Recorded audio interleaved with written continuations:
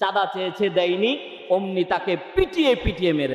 মঈন নামের মূল যে দায়িত্ব পালন করেছিল এক ব্যবসায়িক, সাধারণ ব্যবসায়িকের কাছে চাঁদা চেয়েছে দেয়নি, অমনি তাকে পিটিয়ে পিটিয়ে মেরেছে। ঠিক না ঠিক? জোরে বলেন, জোরে বলেন। একবারে পিটিয়ে মেরেছে। একজন ব্যক্তি সে জাহিলিয়াতের হত্যাকাণ্ডকে যেন এই দৃশ্য হার মানাচ্ছে। সাপ মারা দেখেছেন না আপনারা? ভাই কথা বলতে হবে ভাই। সাপ মারা দেখেছেন না? কিভাবে মারে, একবারে ঠুকে ঠুকে মারে, ঠিক না?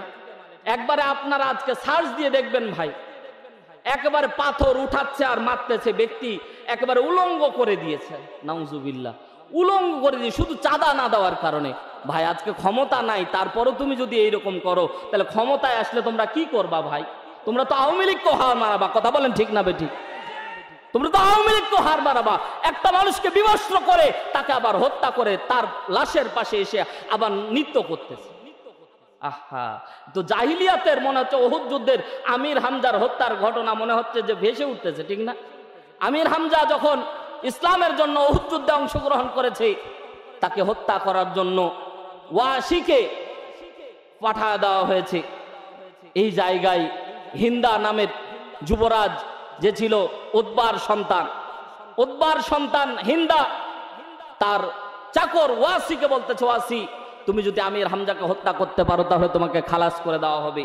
সাথে সাথে তার হাতের তীর ছিল, তার হাতের বল্লম ছিল অত্যন্ত তীক্ষ্ণ, সে যেটা মারতো সেটা কোনোদিন মিস হতো না। ওয়াসি বল্লম মেরেছে, বুকে বেঁধে গেছে, লাশ নিয়ে গিয়ে হিন্দার সামনে দিয়েছে। হিন্দা শরীর থেকে কলিজা ফেরে চিবায়া চিবায়া খাচ্ছে। আল্লাহর নবী যখন এই দৃশ্য দেখছেন, আল্লাহর নবীর কলিজা ফেটে যাচ্ছে।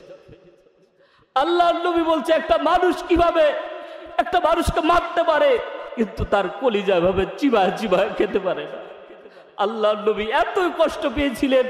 আল্লাহর নবীর সামনে যখন ইসলাম বিজয়ের পরে যখন ইসলাম ধর্ম কবুল করেছিল, আল্লাহর নবী হিন্দাকে বলেছে, খবরদার আমার সামনে আসবা না, তুমি ইসলামের মধ্যে সবচেয়ে নিকৃষ্ট ব্যক্তি, ইসলাম গ্রহণের সুযোগ আছে বিদায় তোমাকে সুযোগ দিলাম, না হলে তোমাকে এই জায়গায় শায়িত করে দেওয়া হতো। তাকেও ক্ষমা করে দেওয়া হয়েছে। সামান্য চাঁদা না দেওয়ার কারণে আজকে তোমরা ক্ষমতায় নাই, তারপরও ব্যক্তিকে এমন ভাবে মারতেছে। ভাই এই দৃশ্য দেখার পরে আমি নিজেও অবাক লেগে গেছে যে মানুষ আছে কোন, মানুষের তো মানবিক একটা দৃষ্টিকোণ থাকার দরকার, ঠিক না? পাথর নিচ্ছে এইভাবে মারতেছে, কুপিয়ে কুপিয়ে মারতেছে, পাথর নিচ্ছে কুপিয়ে কুপিয়ে মারছে।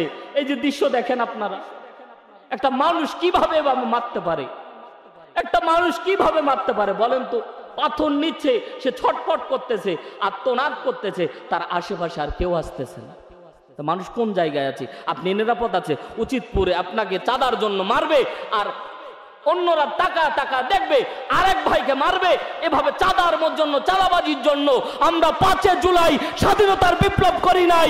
এই বাংলার জমিনে যারাই এই বাংলার জমিনে নৃশংসভাবে হত্যা করবে, প্রকাশ্য তাদের বিচার করতেই হবে, করতেই হবে, করতেই হবে। কথা জোরে বলেন ঠিক কি না? বিচার করতেই হবে। এসব বিচার যদি না করে প্রশাসনকে আমরা নড়িয়ে দিব, ঠিক না বেঠিক বলেন? যেই শেখ হাসিনা পালানোর কোনো চিন্তা ছিল ভাই, সেই শেখ হাসিনাকে বিদায় করছি, ঠিক না? সেই শেখ হাসিনা বিদায় হয়েছে। যারা 41 সাল পর্যন্ত থাকবো ভাব নিয়ে থাকে তাদেরকে বিদায় করেছি। তোমরা তো ক্ষমতায় আসনি ভাই, তোমাদের বিদায় করতে 4 আনাও সময় লাগবে না, ঠিক না বেঠিক বলে? কি মনে করেছো এখনই যদি এত চাঁদাবাজি করো? একটু সবর করো, দেশের জন্য কাজ করো।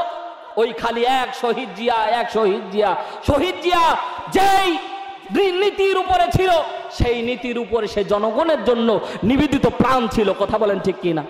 কিন্তু আজকে যারা আছে সব চোর বাটপার। কথা বলেন না কেন? এখন বর্তমান যারা আছে সব চোর বাটপার। এজন্য সামনের দিন খুব ভয়াবহ দিন আসতেছে। যদি একটু টার্নিং মিসিং করে তাহলেই দেখবেন যে আপনার বুকের কলিজা ছিঁড়ে তারা বের করে নিবে টাকার জন্য, আপনি কিছুই করতে পারবেন না। আমরা কিছুদিন আগে, বছর দেড়েক আগে রাস্তায় চলতে পারতাম না, একটা দৃশ্য ছিল না? চাঁদাবাজি, ছিনতাই এক পর্যায়ে চলছিল, মধ্যখানে আবার বন্ধ ছিল, আবার চালু হয়ে গেছে। আবার সামনে যদি ক্ষমতা পাই, ক্ষমতা না পেয়ে যদি এই হয়, ক্ষমতা পাইলে তো জীবন শেষ। কথা জোরে বলেন ঠিক কিনা? সম্মানিত ভাইয়ার আমার, বলতেছিলাম যে যেই দোষ করুক, আমরা দোষ যারাই করবে আমরা তাদেরই বিপক্ষে। কথা জোরে বলেন ঠিক কিনা? আমরা পক্ষে থাকবো ন্যায়ের, আমরা পক্ষে থাকবো ন্যায়ের।